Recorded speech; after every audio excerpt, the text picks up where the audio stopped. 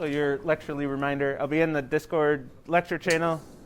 I'll be looking at that on my phone. If you see me look at my phone, that's what I'm doing. If you have a question, feel free to hit me up in there. We have a few TAs in there. Also, they can usually answer your questions during lecture. But if they can't, or if I get to it before them, I'll answer your question as well. Or the good old-fashioned, just raise your hand and ask a question. That always works too. All right, so let's get into it. Let's jump right in today. Last time I was trying to get to some live examples, didn't quite get there. Friday's lecture is jam-packed with content, last Friday's.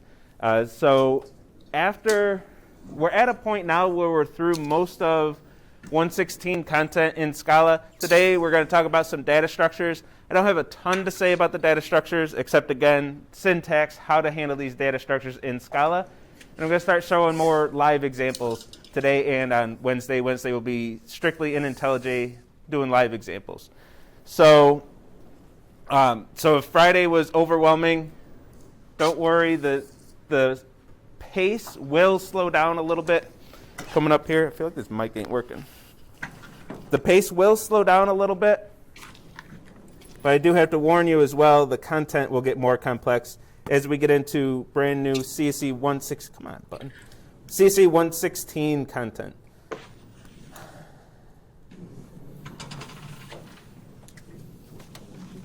That's like one difference on the thing. Here, we'll live with that. So the content will get more complex just because it's the next semester. It'll be more complex stuff. Starting next Friday, we're going to talk about unit testing.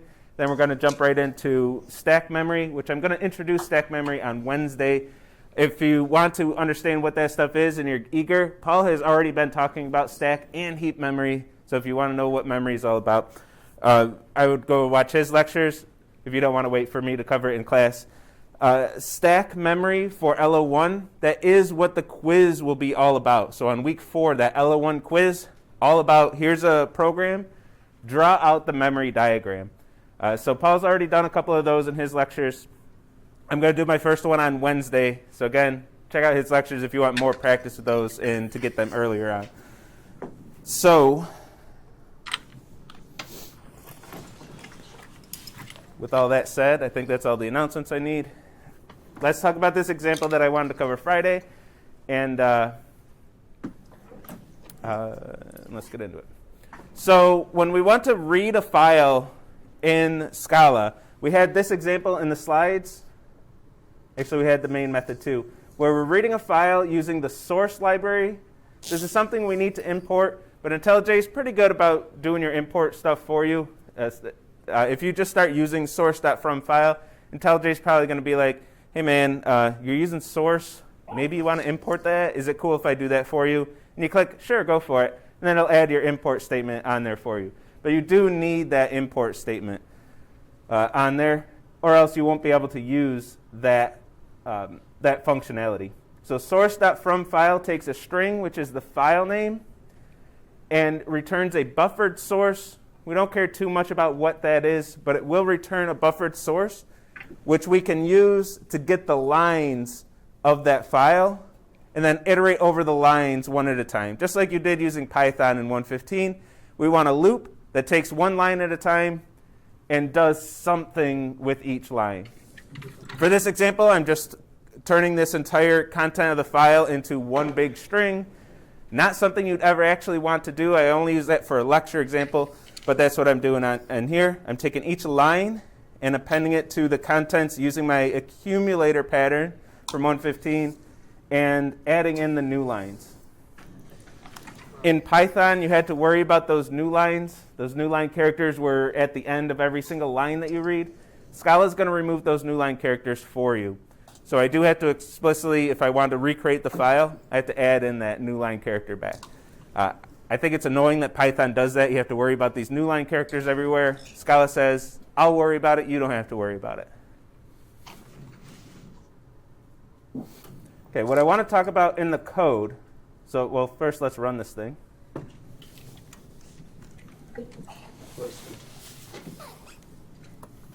And we get this output. What I want to talk about in the code is the name of the file. So the name of the file is going to be relative to the root directory of the project. So when I say data/test_file.txt, Scala is going to look for a directory named data, and inside that directory, a file named testfile.txt. And this is relative to the root of the project, which is this top-level directory way up here. So if you're going to create a file and then try to read that file in your code, make sure you have that file in the right spot. So in this directory, I have a directory named data with a file called test file with that exact content we just printed to the screen. We read that file successfully. Just make sure you had the file in the right location. What I see often is going in this directory, going to new file, putting a text file in this directory where your code is, and then just doing the file name and expecting Scala to know where to find that file. If you're doing that, it's not going to find your file. It's going to say that file name doesn't exist, and you'll get errors when you run your code. You have to make sure that these file names that you give your files are relative to this directory here. So if you do put a file inside, like right next to your code, your file name would be src/package name/file name. You'd have to add all that if you want to put your files in with your code for whatever reason. I don't care why you want to do it, but if you do, that's what you'd have to do. So make sure this file name relative to your directory. I see that enough that I take up a decent amount of lecture time making sure that nobody makes that mistake.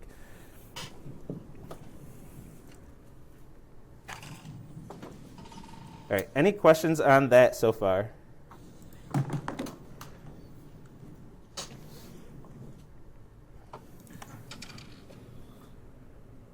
Okay, so we have a big deadline that's going to happen before the next time you see me, before the next lecture. So let's talk about it. Let's get you started and get you making sure you know what to do for this task 1. And it all starts with cloning the repo. Now cloning, if you don't meet this deadline, when we go to lab this week, it will be all about setting up IntelliJ, cloning the examples repo. Gives a little information about that, how to do it in IntelliJ.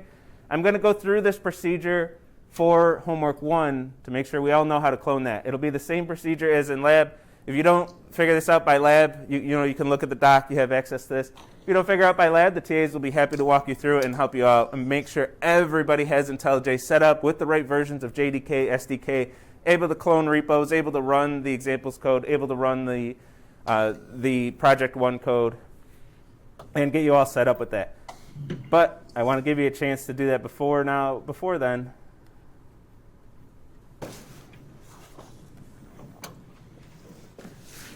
For what it's worth, I changed Lab 1. Lab 1 is going to be about memory diagrams. It doesn't make sense to do a Project 1 primer after some of the major deadlines have passed. So let's go to Homework 1, or Project 1. And the first part of this project is going to be telling you where the repo is. You have this link for the repository. You can click on this link. It'll take you to GitHub. It'll show you all the code. It'll show you all the stuff for this project. Or you can copy this link. We're going to go into IntelliJ. And to clone the repo, to get the starter code and start working on this project, you'll go to Git on the top. I know that's hard to read, so I'll read this out loud. Go to clone. So you're going to Git, clone. This used to be called VCS. So depending on your version, it looks like they just changed this just to mess with my documentation in the lab doc. But this might be VCS. On my version, it's Git. But whatever it is on yours, find clone. I think this used to say clone from repository as well. They just got to change things. Clone, and you're going to get a window like this. It's going to ask for a URL for a repository to clone. I'm going to Command V. I'm going to paste that link that I copied from the homework document. I'm going to click clone. And that's going to download all the starter code for the project, and I'm going to be ready to write my code in IntelliJ and start working on this project.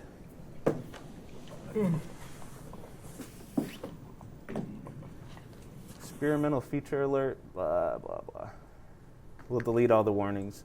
When you clone the repo, there's one important step. It's in like any document I give with this stuff, but it's still easy to miss, is marking the source directory as your source's root. So this source directory, I noticed that it looks like any other directory, but this is the directory where all your code is going to be. So we need to right-click this, mark directory as source's root. Do that for your SRC, your source folder, to tell IntelliJ, this is where my code is. Treat everything in this directory as code.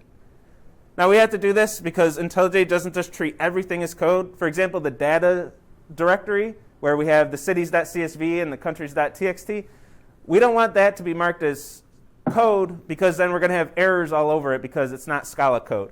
So this directory specifically is treated as code. Mark it as source's root. It'll turn blue. And now we have things set up. In the lab doc, there's some explanation about Maven and a pom.xml in running Maven and things like that. That's talking about this pom.xml and Maven over here. Since that lab doc was written, IntelliJ's gotten a lot better about doing all of that stuff for you. It just does it automatically. So most cases, you won't have to worry about that. If you're one of the few where IntelliJ doesn't find all that stuff and run Maven for you, go through that section of the document as well. But mine did it for me. I can skip that part. I do have a banner at the top of my IDE, though, that says no Scala SDK in module. This means my Scala SDK is not set up, and we don't know how to treat this as Scala code. If I try to run this, it should give me an error that says no SDK or something, whatever it's going to say. Here it is. No main in class PBD. It doesn't say, I wish it just said, hey, you didn't set up your Scala SDK. But it is telling me at the top of the screen. So if I go to Setup SDK, 2.13.8 looks good to me. As long as you have any 2.13 point whatever, you'll be fine. It's technically 2.13.4 that runs in Autolab. So if you want to make sure you're matching that version, if you're really concerned about your version numbers, 13.4 is the one that Autolab's currently running. I'm going to click OK. Run this code, and I should be able to run my code now. If it runs successfully, I should see my browser pop up, and it'll open Google Maps. Hey, all right.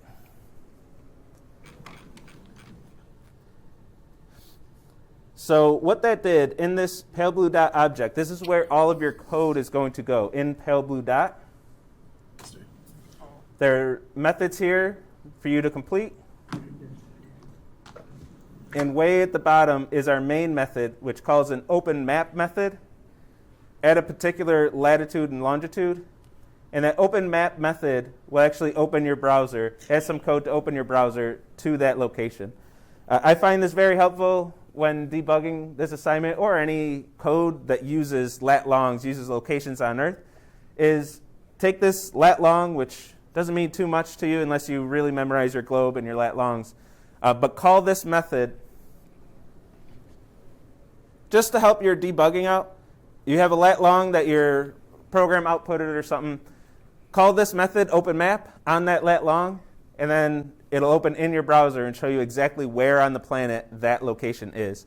Or if you're going through the cities.csv file, you want to know exactly where a city is without just looking at the lat long, pop it in this method, run the program again, and see where it is. So for example, cities.csv gives you lots, and by lots I mean 47,978 cities. And if you want to know where one of these cities actually is, take its latitude and longitude,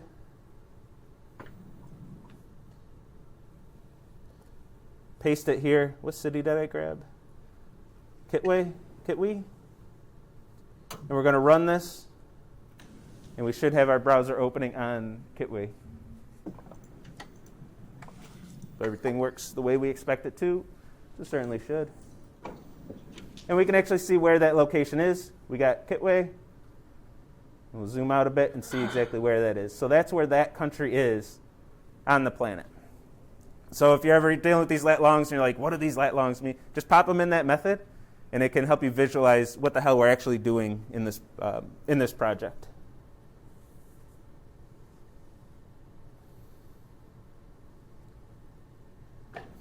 We also have test cases. Now for task 2, task 3, application objective, there's nothing in these files because you're going to write the tests for those tasks. For task 1, we haven't talked about testing at all yet. So for task 1, the tests are written for you. So as soon as you clone the repo, you should be able to run task 1. And what this is going to do is call your get country code method, which is your task to do for task 1. It's going to call your method with a variety of inputs and make sure that you're returning the right output on each of those inputs.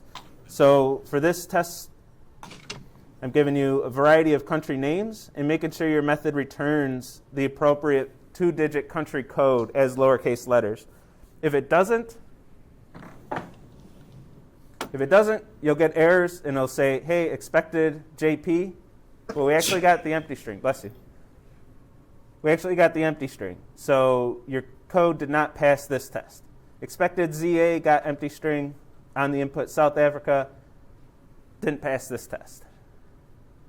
I got 2 sets of test cases, one with the exact upper and lower case, and then one with a bunch of mix of upper and lower case, making sure that you're doing all the things properly the way you should be doing.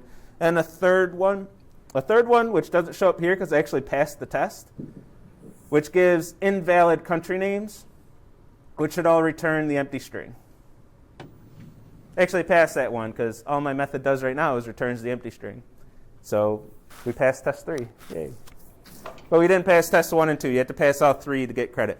These, aside from just one input that I added to each one of these are almost identical to the tests in AutoLab.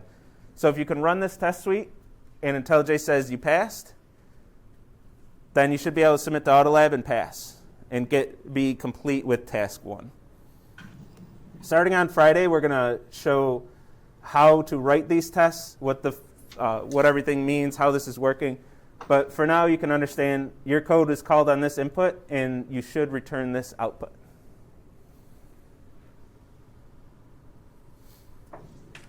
Right-click, run, runs your test.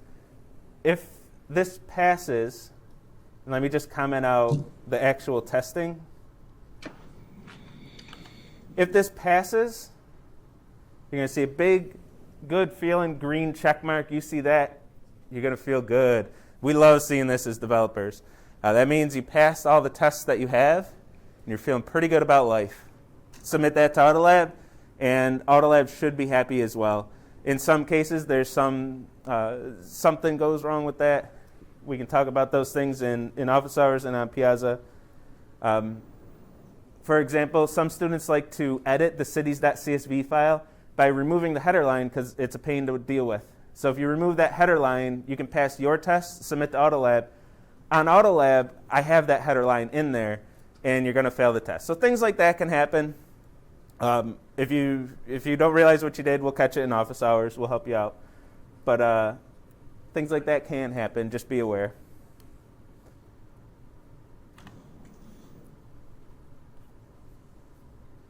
And with that, let's talk about get country code. So right now, the code doesn't really do anything. We're opening a file, just in case you forgot, the syntax for there, it's given for you. We're opening this country's file, and then we're just returning the empty string. So the last expression that's evaluated in this method is always the empty string. So this always returns the empty string, which is why I got away with that test 3, that third group of test cases. I'm always returning empty string. So I got those answers right. If you give me an invalid country code, I'm properly returning the empty string. But let's get started on this. So if you, I'll help you out a little bit on this one with the common questions that I always see on this. So with this, if you haven't had a chance to read the homework description, first of all, read the description. What are you doing? The expected deadline is in 2 days, less than 48 hours from now. Read that description and get this started. Everybody should be getting this one by the expected deadline. If you're having IntelliJ issues, you're having some obscure bug that you're running into, get on Piazza, come to office hours. I finally posted my office hours tomorrow morning, 10 to noon, on Zoom. Come see me in office hours. Let's talk about it. Let's get you started. I don't want anybody missing this expected deadline, because this will be the easiest expected deadline you meet all semester. If you don't make this one, you're probably not meeting any of them, and you're probably going to the actual deadlines and stressing out because you'll be on the edge of failing 12 times throughout the semester. I don't want anyone to be in that position. Hit those expected deadlines. Get this done today or tomorrow. So, but if you haven't read the description yet, what this does is takes in the name of a country with any mix of upper and lowercase letters and returns the country code for that country as 2 lowercase letters by looking up the values in this country's file name, which will be this file, which will appear exactly like this on Autolab. It'll be this exact file. So this file has country names and country codes separated by hashtags, and the country codes are all uppercase letters. So we want to read every line of this file, check, split on these hashtags, and check if this country name is exactly the input while ignoring case. If so, then this is your output. If the country name is not in that file, return the empty string. So we kind of have a situation where we want to return something from inside of a loop. You might be tempted to use that return statement that we discourage in Scala. We don't like using that in Scala. So how are we going to do that without using a return statement? Well, I'm going to create a variable. I'm going to name it answer because I'm not super creative right now. It's going to be of type string, and I'm going to set it equal to the empty string.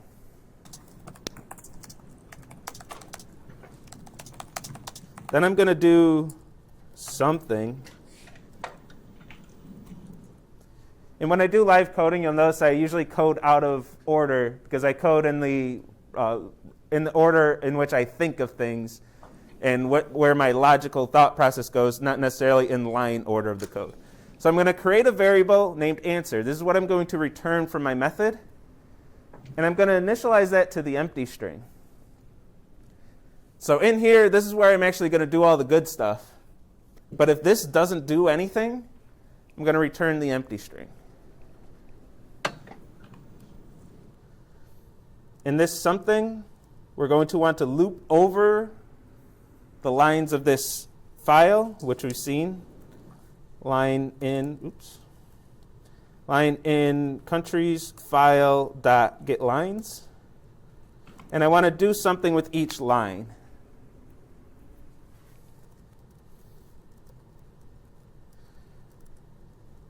I'm going to check if this is the country I'm looking for. Check if this is check if this is the country I'm looking for. If it is, update answer. If it's not, do nothing. So we're going to process as we're going through the file. So I keep saying when I show that lecture when I show that example in lecture, I'm like, look I'm just taking the contents of this file and appending it into a big string, and then, don't do that. Don't ever do that. Well, this is what I expect you to do. I want to make sure I show you what I do expect you to do as well. So I expect you to iterate over the lines of the file, and while you're looking at each line inside of the for loop, do all your processing in there, inside the for loop. Do everything you need to do with that line, do it inside the for loop. So this is where you're going to check. Does this line contain the country I'm looking for? If it does, answer equals that country code as lowercase letters. To check the country and to get the answer in lowercase letters, there's one really handy method, which I don't remember. I know I mentioned in the next section, but I don't remember if I mentioned here. To lowercase, you probably used it last semester. To lowercase is a method on strings that you can use, which is super handy for both of these situations, ignoring case or taking this uppercase country code and turning it to lowercase. To lowercase does exactly what you want it to do. So each time I iterate over the body of this loop, I'm doing everything I need to do with that line, and then I move it on. I forget that line ever existed and move it on to the next line. What I see a lot of students do, which especially gets messy in the later tasks of this homework, is taking all the lines of the file and stuffing them in a data structure with like being half processed, and then after looping through the file, looping through that data structure again, and then messing with them again. Don't do that. Don't bother with that. Just get everything done in one loop and keep things simpler for yourself. I'm always surprised. Like, I expect this to be less than 10 lines of code to get this done. Oh, maybe a little more than 10. 10 to 15 maybe lines of code. It's always frustrating seeing students in office. Frustrating because of their frustration. They put themselves through more than they need to. When they have like 30 lines of code for something like this, I'm like, no, you missed the point. No, don't do it. Don't do that. Don't do that. Just do all your processing inside the loop. Keep it easier for yourselves. Sound good? Any questions on this?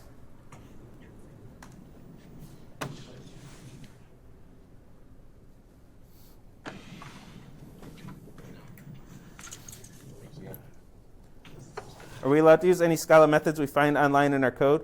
You're not allowed to cut and paste large portions of code from the internet, but if you're looking at, say you're looking at official Scala documentation, which I linked from the course website, and you find string dot equals ignore case, and you'd say, oh, that's a really handy method. I might want to use that. Yeah, absolutely, go for it. If it's part of the Scala library, especially like that, and you're calling a Scala method, I encourage you to go look at, especially the string class. I linked to the documentation. It shows you every method you can call on strings. Look through there and see if there's something useful for you. There's going to be some useful things when we're doing a lot of string parsing in this first homework, this first project. Take a look at the methods available to you. You'll see the ones I mentioned in class starts with, split, to lowercase. I'm missing one, but I forget. I'm sure it's incredible. But dot length. You'll find those ones in there. You also find a comprehensive list of all of the string methods you can use. Use them. Use them. If they're helpful, use them. As opposed to the what you can't do. If you say, hey, Google, how do I do task 1? And a Stack Overflow answer comes up with all the code of how to do it, and you cut and paste that into your project, well, that's obviously no good. But if you find methods that are part of the Scala standard library that you want to use, go for it. Especially if you're getting it from the documentation. Strongly encourage that. There are all kinds of methods I won't talk about in class that might make your life easier. Not necessarily expected to use them in the class, but will make your life easier if you use them.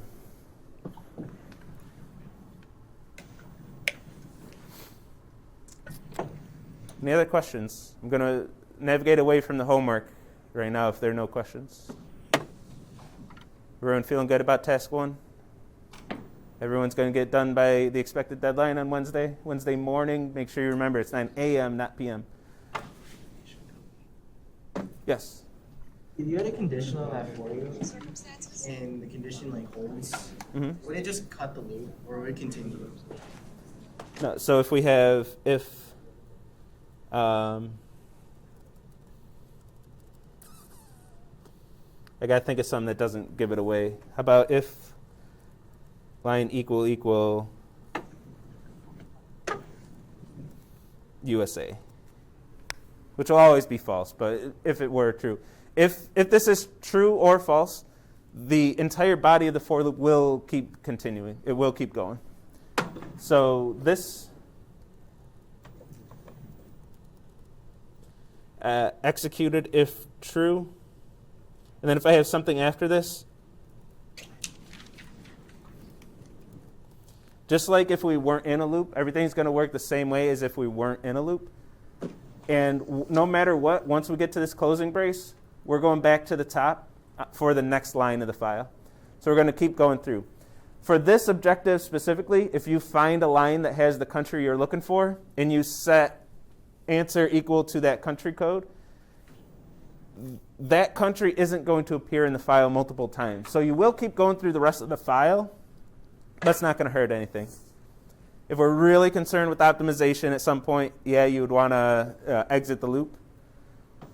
But we're not concerned with optimization right now. We're going to keep going through the rest of the file and just check things that we know aren't going to be anything.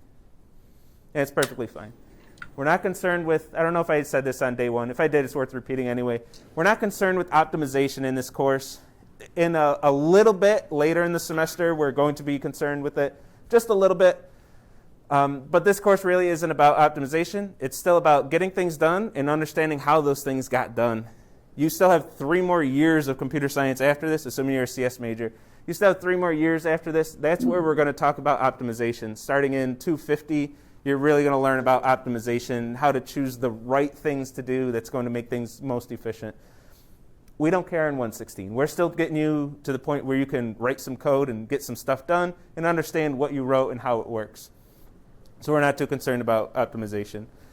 Because those questions will come up all semester. Wouldn't it be better if we didn't call get lines and we actually used the buffered source and had read this in a buffered manner? Yeah, of course it would. But we're not going to do that because we don't care so much in 116.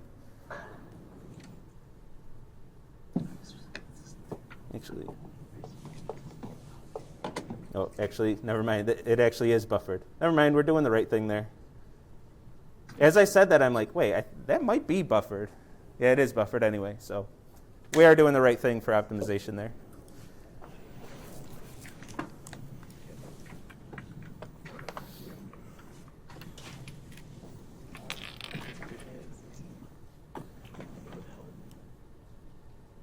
So say in a method you want to call another method. How do I do that visibility-wise? You just call the method. All the methods are visible. So here your first line should be country code equals get country code countries country name. So like your first line of code in average population should be to take this country name and get the country code for that. You already wrote that functionality. You have a method that does that. Just call it. Get country code, call this method, and this will run your code and return whatever the country code is for that country. So for visibility across methods, they're all visible. The compiler is going to go through and look at each one of these methods, define them all, and then you can call all these methods from all the other methods just perfectly fine. In like C++ and C, you have to worry about this a lot more. In Scala, not so much. We ain't got to worry about it. They're all defined.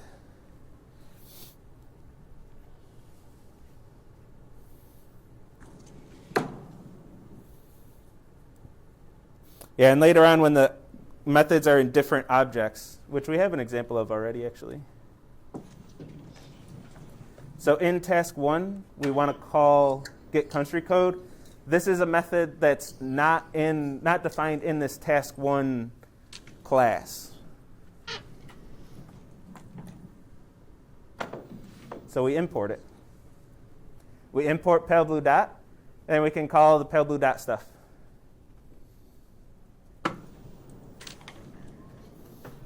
Just like we import Scala stuff. Scala tests in this example, but we did. What else did we? Oh, source. Just like we imported source and buffered source. Same thing with your own code. You can import your own code. And then you have visibility.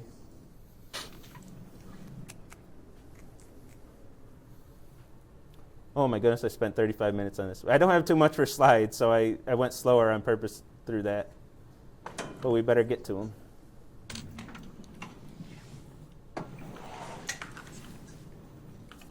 I assume going over homework stuff is more useful to you, though. All right, data structures. Most of this is syntax. I don't have a whole lot to say about all these. It's one of those things with all this syntax stuff. It's things that you need to just get practice with it. Like there's not much else I can say. I'll give examples on Wednesday. I'll combine everything that we've learned in this lecture and the previous two. I'll have examples and I'll do live coding and show you how everything comes together. But as far as introducing it, syntax. I only got a slide on each of these data structures, but let's do them. We're going to talk about arrays, lists, and maps today. Arrays are going to be sequential, fixed size, just a chunk of memory with all the values one after another. A list, this is something we're going to explore in detail later in the semester, or if you watch Paul's lectures from earlier today, he goes into some details right now, right today. He gets into them. He ain't holding back.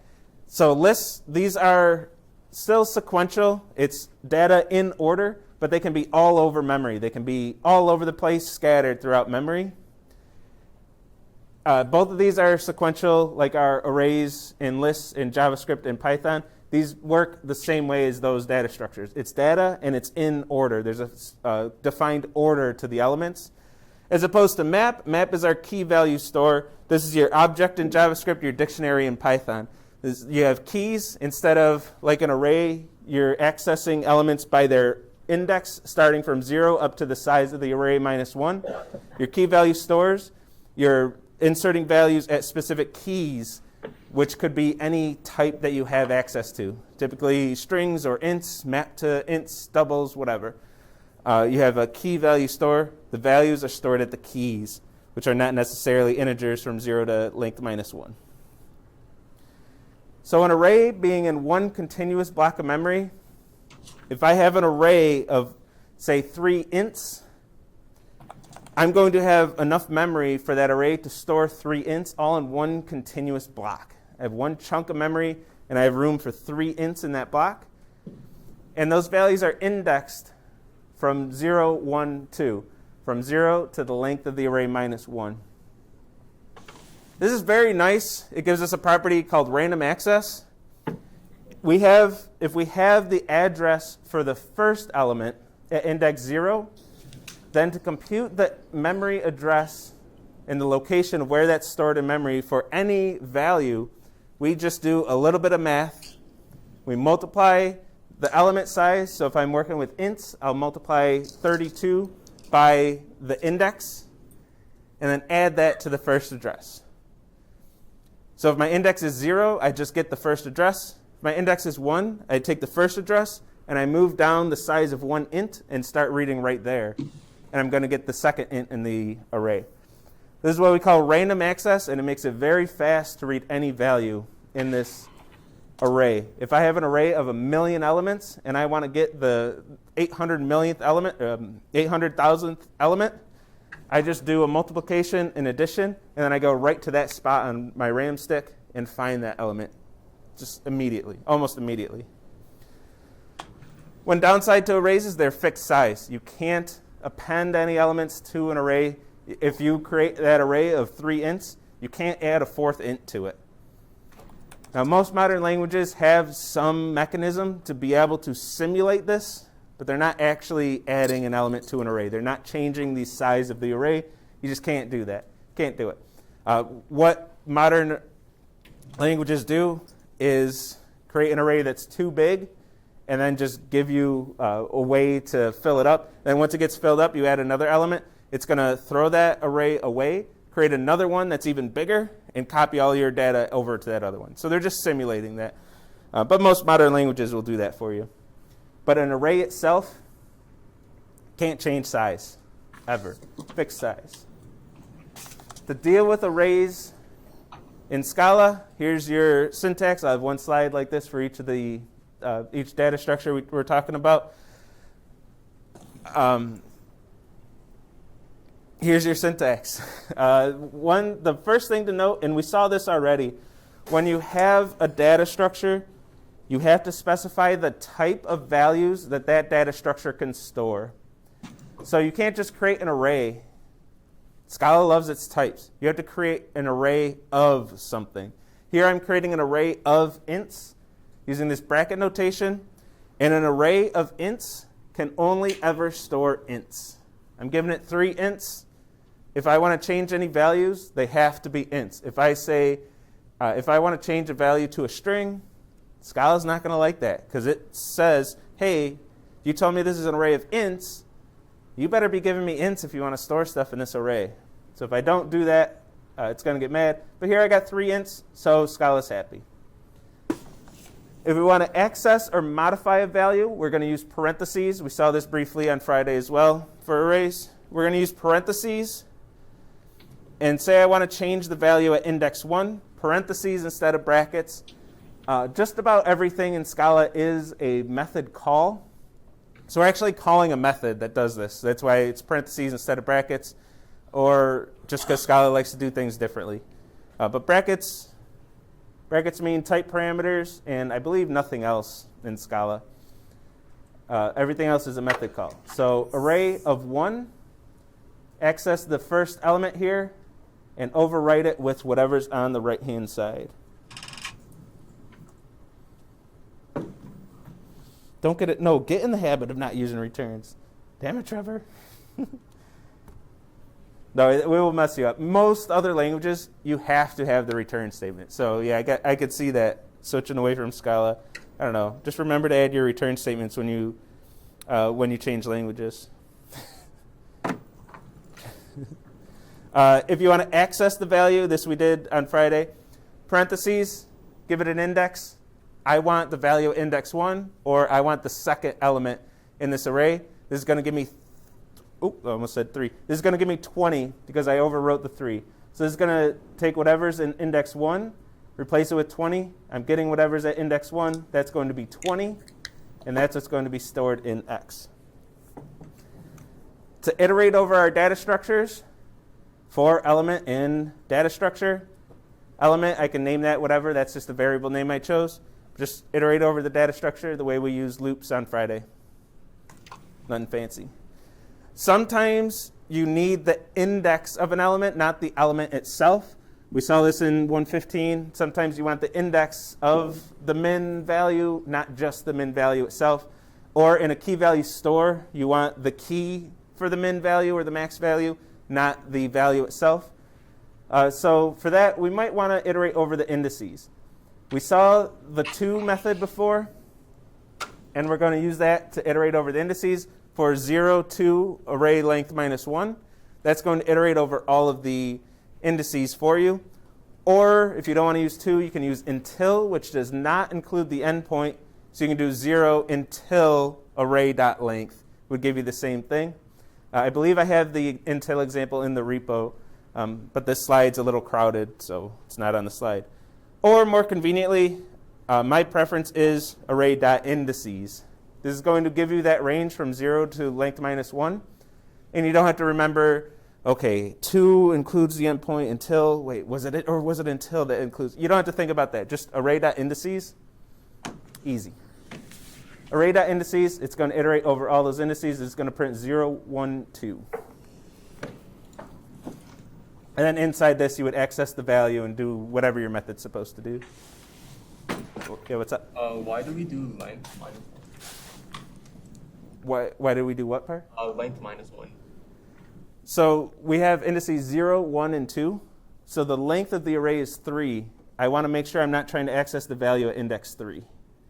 So I do 2, which is going to include the endpoint. Up to array.length 3 minus 1 is going to give me 2. So this is going to iterate over 0, 1, 2, which are the indices that I want. Good question. If I did array.length, I'm going to iterate 0, 1, 2, 3. And when I get to 3, I would actually be accessing the elements of the array using this. Once I get to array of 3, I'm going to get an index out of bounds error. So I'm avoiding the index out of bounds, which really strengthens my point down here. You don't always want to think of all that through. When you're coding, array.indices is going to give you exactly what you want every time.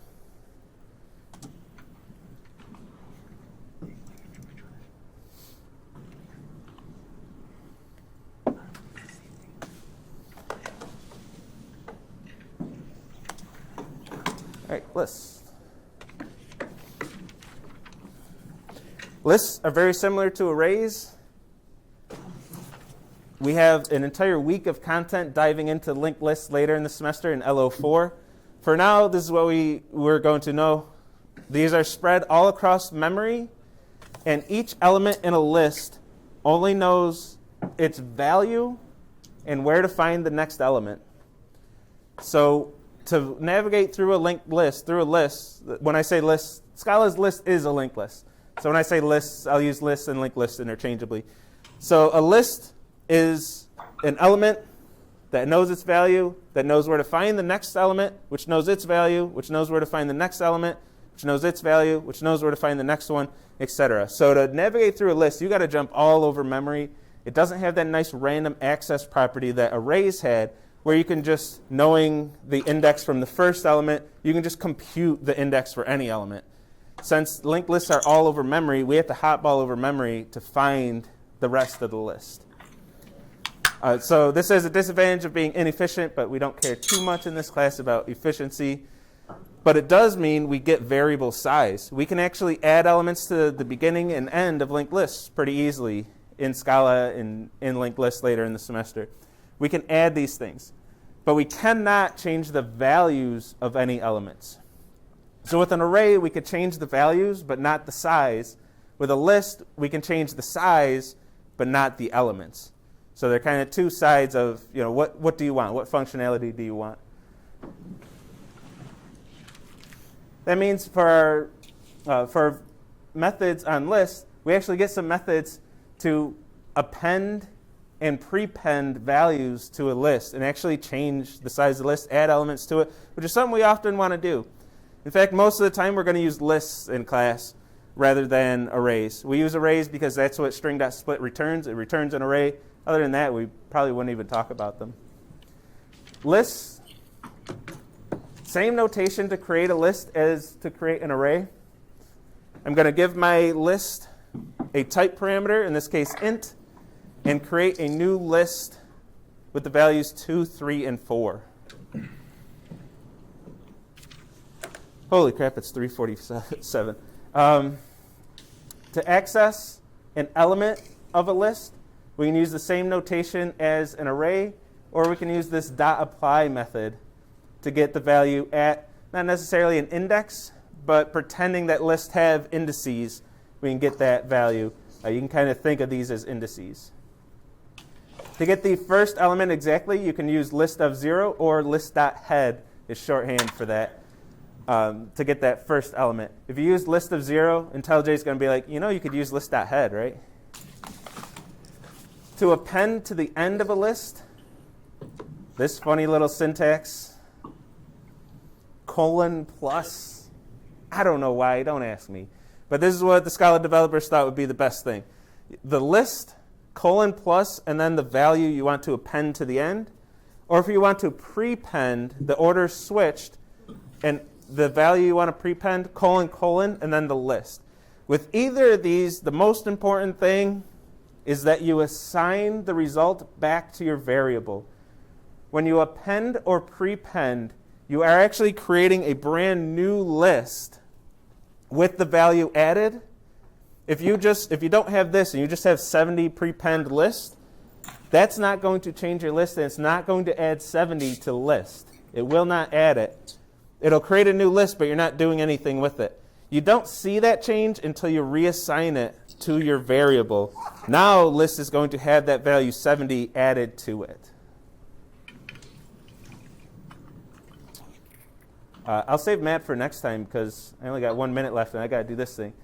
Hopefully you'll remember for me literally just saying this. I'm trying not to make a habit of this, of saying the answer right after, but I realized I was out of time. I'm like, oh shoot, I didn't tell them how to do this, do the lecture question yet.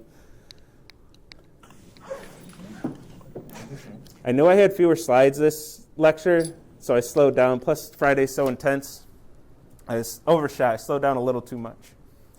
But we only missed 2 slides. Easy enough to cover Wednesday.